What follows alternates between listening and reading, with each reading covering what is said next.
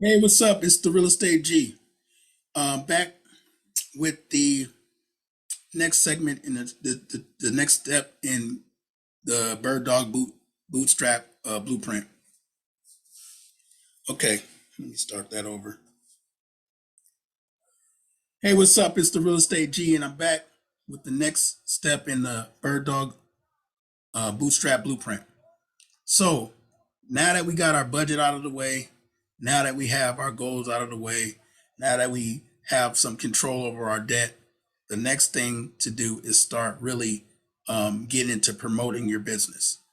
So you purchased this program because you made a decision to be a real estate investor, to make money in the area of real estate. And now that you've made that decision, you want to understand some things. And this is a little bit of the mindset stuff because um, I'm one that believes whatever the mind of man can conceive and bring itself to believe, it can achieve.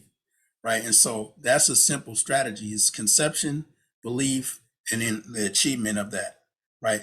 A lot of times, um, as you grow in your business, you're only going to have complications when your belief level is diminished.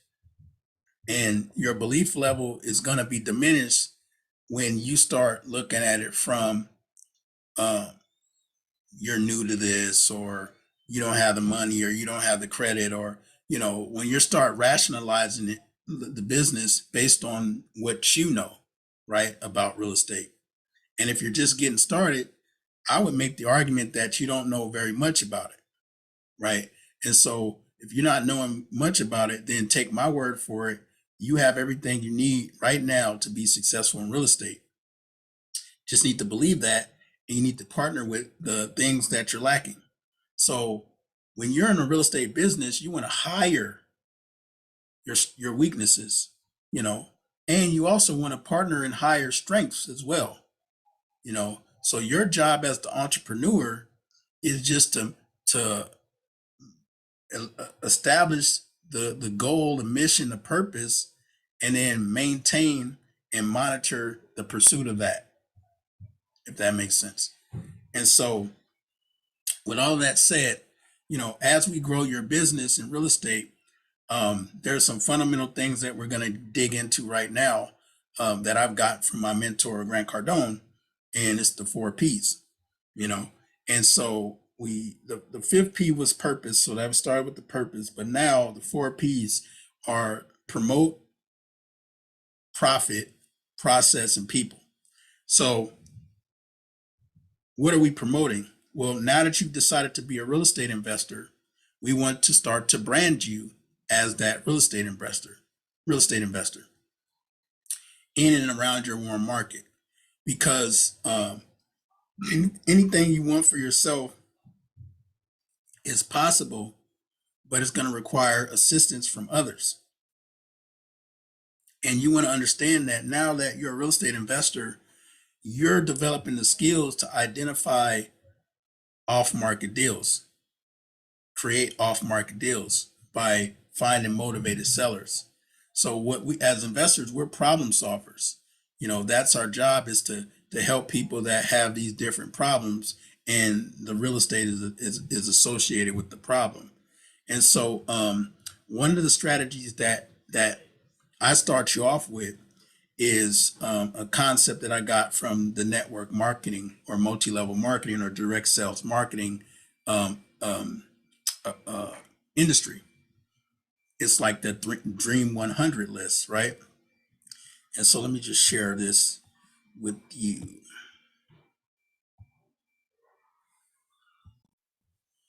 Okay. So we have what I call the Who Do You Know script. Now, I want to warn you, this script is very, very powerful. It's a very, very powerful script. Um, Believe it or not, you will have leads immediately, you know, immediately from utilizing this script and just doing this simple exercise. And so This is an exercise that you can also adapt to any business, not just real estate, any business. Um, and I'll tell you why. Uh, this particular script is crafted in a way where it just puts people on notice that you're in the process of pursuing a new career.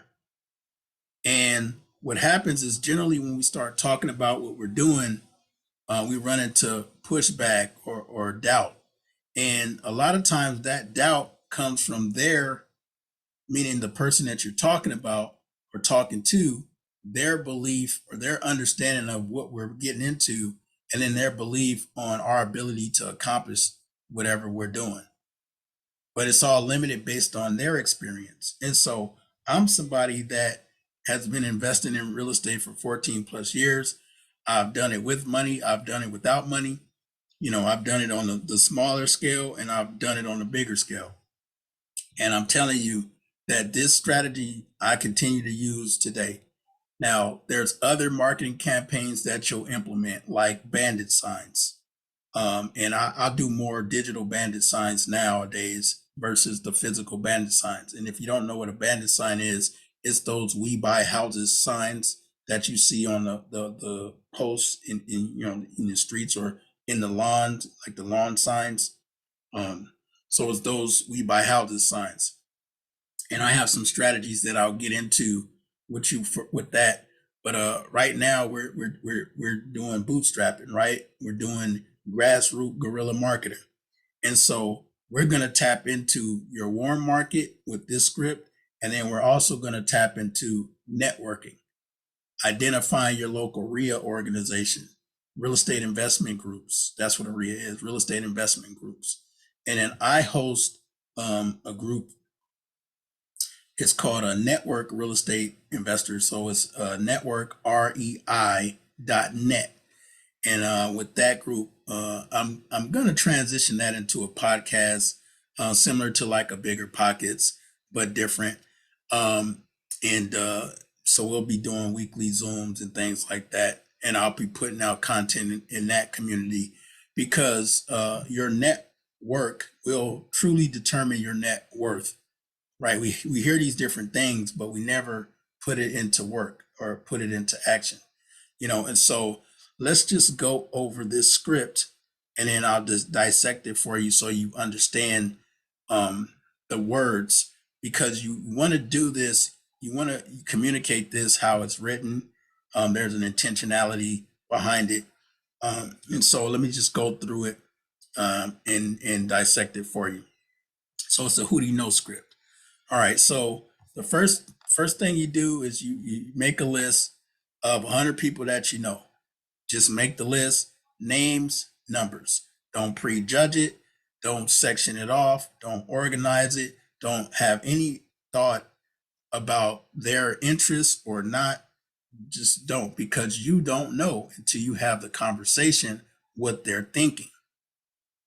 And that's a lot of times what happens is it gives us anxiety because we're anticipating something that we don't know to be true until we engage in the conversation.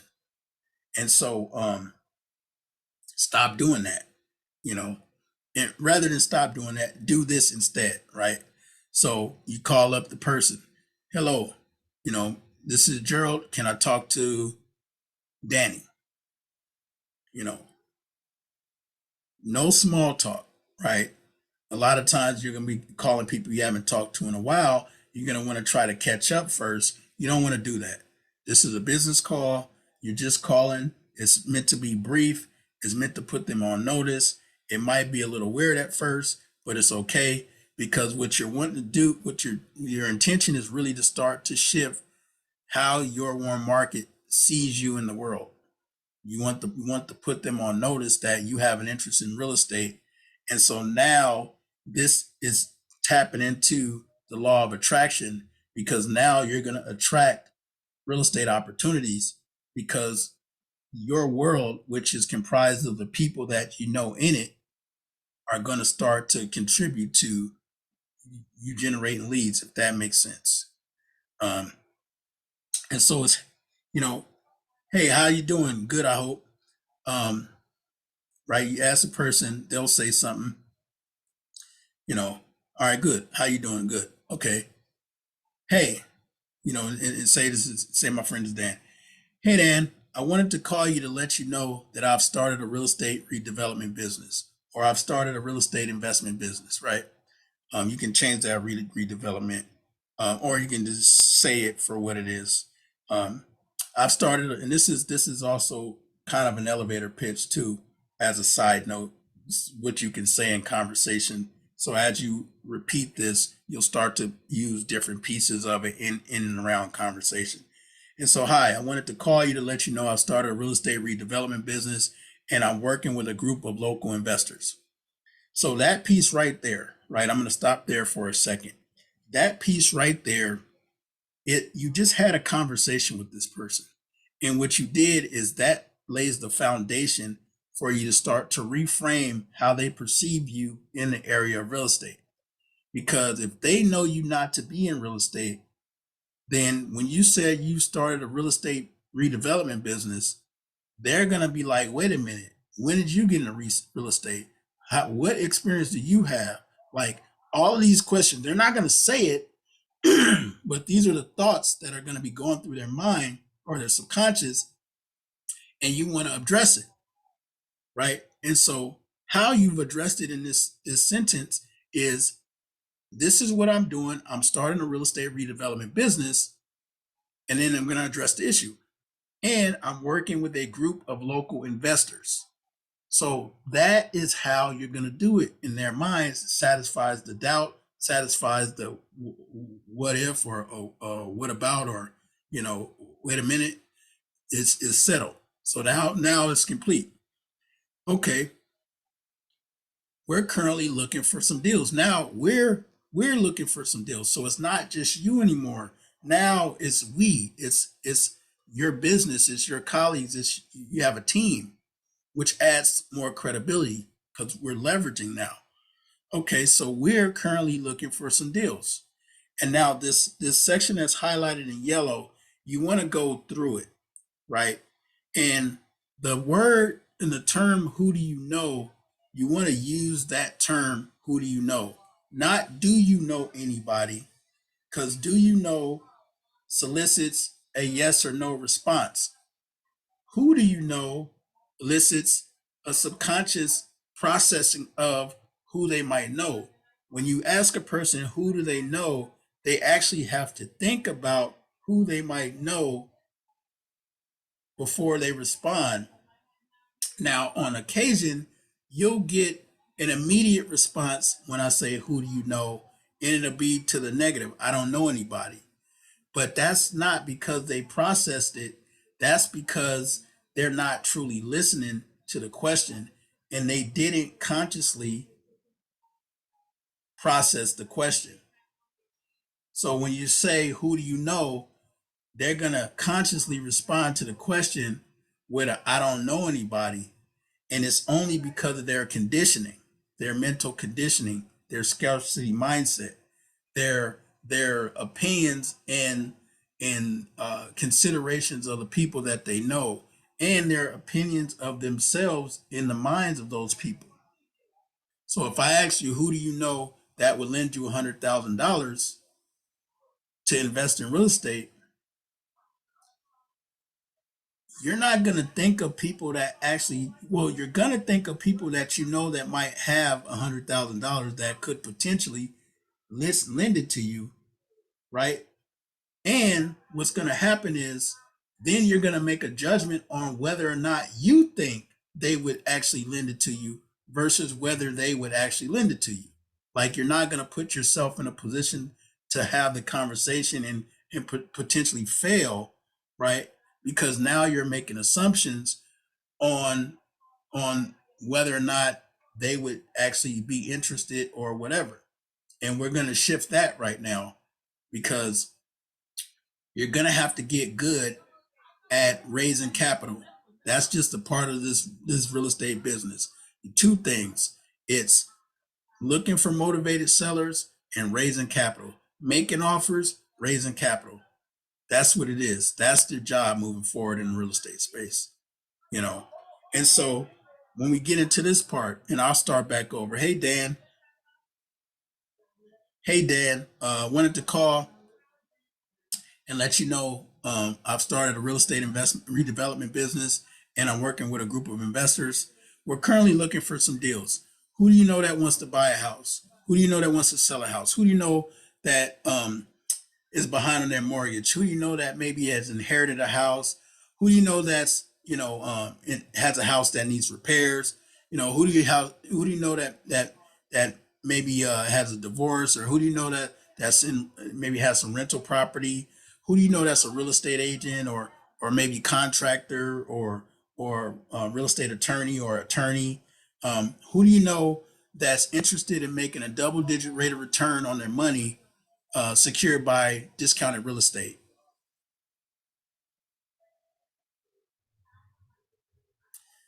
You ask the question and you stack the questions. You stack the questions. Why? Because who do you know presupposes that they know somebody. So subconsciously, they actually have to think through who they might know. Now, when I say who do you know, that's a triggered response for their subconscious to process. And then I say that wants to buy a house. That's a potential motivated person in the real estate space, right? That's a category of a buyer or seller or your audience. So who do you know trigger wants to buy a house? Audience, right? Who do you know wants to sell a house? Those are broad. You know, buy a house could be anybody. Sell a house could be anybody, right? And you're just going through their database of who they might know that falls into these categories. Then you have who do you know behind on their mortgage? That's a pre foreclosure lead. That's somebody that is, maybe in deferment or forbearance or whatever, and they've talked to this person, and so now you got a pre foreclosure lead. Who do you know that maybe inherited a house? That's a probate situation. They had a loved one that passed away, you know, and you know now they got this house that they don't know what to do with. Who do you know that has a house that needs repair? Somebody could be older, elderly, don't have the real money to repair the house, but complaining about the roof and things like that. Maybe just want to sell it. Who do you know that's had a divorce? In divorces, it's not uncommon to part ways and sell your joint assets. And a lot of times there's some motivation to just sell it for what you owe on it, or just to get rid of it. Who do you know that has some rental properties? That's an investor buyer, potentially your landlord, maybe looking to get some other rental properties, you know. And who do you know that's maybe filed bankruptcy? Somebody having financial hardship. Who do you know? And that's the bankruptcy list, right? Who do you know that is interested in making a double digit rate of return on their money secured by real estate? So that question right there, I always end it off with that. I always start with the money question. Who do you know wants to buy a house? That is the person that has the money and the intention to buy. Who do you know that is interested in making a double digit rate of return on their money secured by discounted real estate? That is a private money person. That's somebody that has some resources that might be willing to lend on your next deal. And why I stack it the way I do in terms of how I deliver the question is because their conscious mind, you have your subconscious and your conscious. So the way this is crafted is your conscious mind is going to catch the first couple because it's processing that. And then the additional questions are going to go directly to your subconscious because our subconscious is taking in all the information at once, but we're not processing it all consciously, but it's being embedded in our subconscious. And then you end it with the who do you know that's interested in making a double digit rate of return on their money secured by real estate. Now I said a mouthful there. Double digit rate of return could be anything. It could be interest only. It could be internal rate of return. It could be cash on cash return. There's a number of different ways to determine the return, but it's a double digit. And as you get into real estate, you'll be able to offer these types of returns. So it's not necessarily the face value of the interest that you're offering somebody. It could be they're a joint venture partner and they have 50% equity in the deal and they put in 10,000 or 50,000. Like I have a deal right now. I'm bringing in a partner. I'm buying a property for 21 grand, and I'm bringing a partner in, uh, and I'm borrowing 50 grand to get the deal done. So I'm making money on the front end, and I'm paying them 12% on the money. So that's a double digit return on the money, and that's just interest on the money. That's not even equity in the deal. And then when I sell the property, I'm going to net another 30, 35 grand. And that's if the market doesn't increase any much more than what it is now. And I'm actually going to hold that property for a year to reduce my tax liability and reduce the capital gains. And so um, that's what that double digit rate of return question is, powerful. And then after you say it, you don't say anything. You do that awkward silence piece because you want them to process and catch up. And if they say, "What?" or "What'd you say?" then you just repeat it the same way. Who do you know wants to buy a house? Who do you know wants to sell a house? Who do you know behind on a mortgage? Who do you know that's inherited a house? Who do you know that's filed bankruptcy? Who do you know that's in real estate? Who do you know that's, a contractor or an attorney or an accountant? See, I did that because I was stacking because it's in the same category as real estate professional. So I just stacked it rather than triggered the who do you know on each. I just stacked the category because it's all real estate resource, real estate professional. And so you can do that as well. You know, who do you know that's filed for bankruptcy or divorce? A lot of times you'll see those together. So you can stack some of those too. Start off doing it as it's written, but as you get comfortable, understand the dynamics of it and how you deliver the question, because that's the powerful part when you deliver the question, and then be prepared to take some names and numbers, you know, and then you can ask them who comes to mind right now. Who do you know that comes to mind? Give me their name and number. That's and you might even, as you're watching this training, you should have a piece of paper, because this segment is about creating lists, because that's the asset for your business.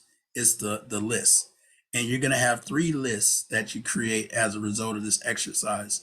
You're going to have a buyer's list, you're going to have a seller's list, and then you're going to have a resource list. And so you want to be adding names to each one of those lists.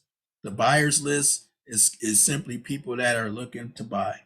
Like I was just at an event the other day for the 4th of July, and had a gentleman, "Hey man, my landlord is looking to buy some property. You know, okay, give me her name and number." He thinks I'm a real estate agent, not knowing that I'm not a real estate agent. No, I'm not a real estate agent. I'm a real estate investor, but I can facilitate the purchase and sale of a piece of property if I got a buyer, because then I can secure the deal, put it on a contract, and then I send it to the person. They buy it off of me. I just wholesaled it. I just made some money. I'm in the game. That's a person on my buyer's list, or I start looking for deals in that area, network with some other wholesalers or other investors that might have some properties they're looking to get rid of. Ran into one of my buddies. He has a deal right now in part of Massachusetts, Brockton, Massachusetts, that he's not going to move forward because it's too far from him. But I got an investor, I got an actual contractor that lives in Brockton that I know would be interested or might have a buyer that's interested. and I'm about to facilitate that and make some money, you know. And so that's the name of the game. All right, so like I said, just shut up, don't say nothing, write down the names and numbers. You know, it's gonna seem weird, you know, but you wanna create those lists. You know, you want to get on people's radars. And you know, if you're doing this exercise as you're thinking through the list of the 100 people that you know, and you know that they might fit on your buyers list, your sellers list, or your resource list, right? Let's have that conversation. You know, reach out to me. Let's have that conversation. See what we can put together, because that'll be your first deal. That'll be your first deal. And so, with that, I hope you got a lot out of this. Um, Practice makes progress. You know, so let's keep at it. Thanks for listening.